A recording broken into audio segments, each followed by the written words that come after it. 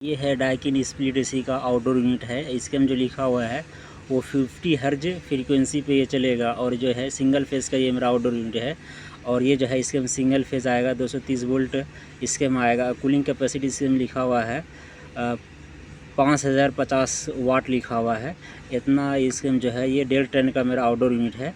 और ये इसके में जो दिया हुआ है यहाँ एम्पियर जो है यहाँ पर 5.73 एम्पियर है ये लेगा आउटडोर यूनिट। और ये मेरा इसका है यहाँ पर वायरिंग डायग्राम दिया गया है।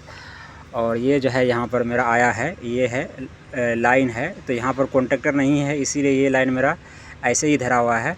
कॉन्टेक्टर जो है मेरा वो पीसीबी में लगा हुआ है। छोटा कंप्रेसर रिले जो आता है 3 मिनट के बाद सीपी लाइन, तो वो ये वाले लाइट में आता है, ये येलो वाले तार में आता है मेरा 3 मिनट के बाद सीपी लाइन। और ये ब्लू वाला जो है मेरा ये है न्यूट्रल, मेरा यहाँ पर न्यूट्रल लिखा हुआ भी है।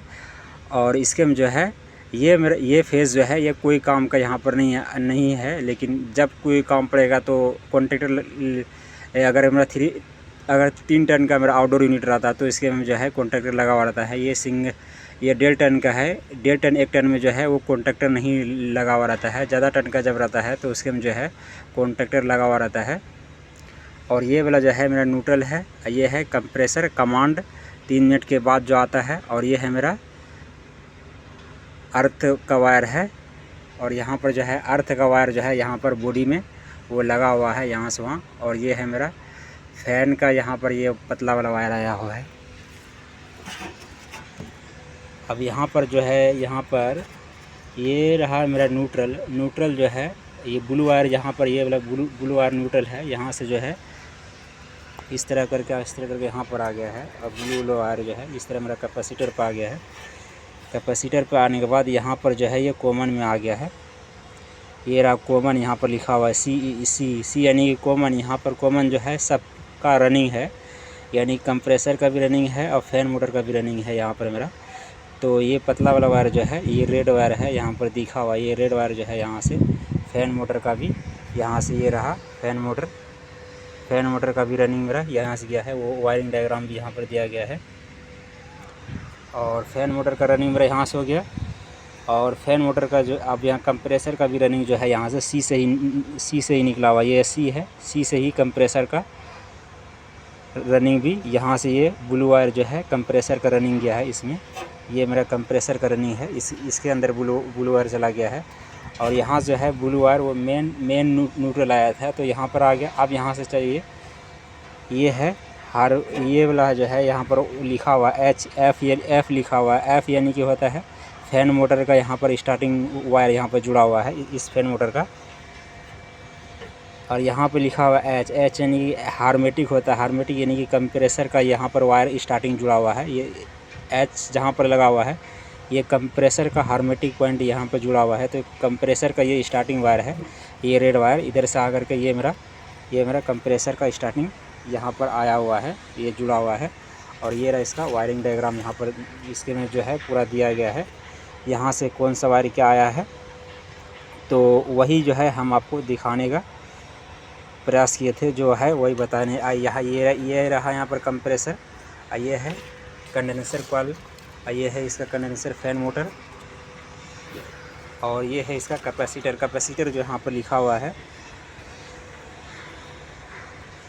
ये कैपेसिटर जो है 35 माइक्रोफैरेड का है। और इसके में जो फिर पॉइंट में लिखा हुआ है 4 माइक्रोफैरेड, इसके में 2 कैपेसिटर जुड़ा हुआ है, 2 कैपेसिटर इसके में कंबाइंड है। और इसके में लिखा हुआ 50 से 60 हर्ट्ज फ्रीक्वेंसी पे ये कैपेसिटर काम करता है। और जो है यहाँ पर लिखा हुआ है ये 440 वोल्ट एसी यानी कि रनिंग कैपेसिटर है, स्टार्टिंग कैपेसिटर नहीं है, ये रनिंग कैपेसिटर है, इसीलिए यहाँ पर 440 वोल्ट एसी लिखा हुआ है। और इसके में 2 कैपेसिटर जुड़ा हुआ है, एक कंप्रेसर का भी जुड़ा हुआ है, एक फैन का भी कैपेसिटर जुड़ा हुआ है, इसीलिए यहाँ पर जो है दोनों का यहाँ पर कनेक्शन हुआ है। यहाँ पर जो है ये ऐप जहाँ पर लिखा हुआ है ये फैन मोटर का यहाँ पर जुड़ा हुआ है स्टार्टिंग आज। और यहाँ पर ये जो है सी यहाँ जहाँ पर लिखा हुआ है वहाँ पर है फैन मोटर का ये कॉमन है। कॉमन यानी कि कंप्रेसर का भी रनिंग यहाँ पर जुड़ेगा, फैन मोटर का भी रनिंग जुड़ा हुआ है। यहीं पर मेरा न्यूट्रल आकर के जुड़ा हुआ है। न्यूट्रल ही सभी को यहाँ से पुश करता है। जहाँ पर एच लिखा हुआ एच यानी कि हार्मेटिक यानी कंप्रेसर का ये है रेड वायर मेरा कंप्रेसर का गया है स्टार्टिंग मेरा, और यही है 2 कंबाइंड कैपेसिटर से जुड़ा हुआ मेरा इसका यही है वायरिंग डायग्राम। पूरे तरह से यहाँ पर वायरिंग डायग्राम भी आप देख सकते हैं, जो हम बताए हैं उसी तरह का ये वायरिंग डायग्राम है।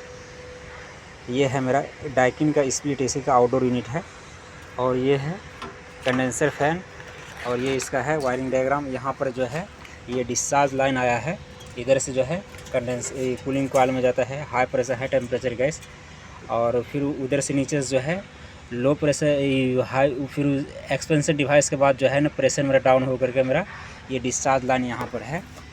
ये डिस्चार्ज लाइन जो है ये पतला वाला डिस्चार्ज लाइन है, सक्शन लाइन जो है ये मोटा वाला होता है। यहाँ से जो है मेरा लिक्विड फॉर्म जाता है वो इंडोर यूनिट में, और इंडोर यूनिट से फिर मेरा यहाँ पर जो रेफ्रिजरेंट आता है वो वेपर फॉर्म में आ करके वो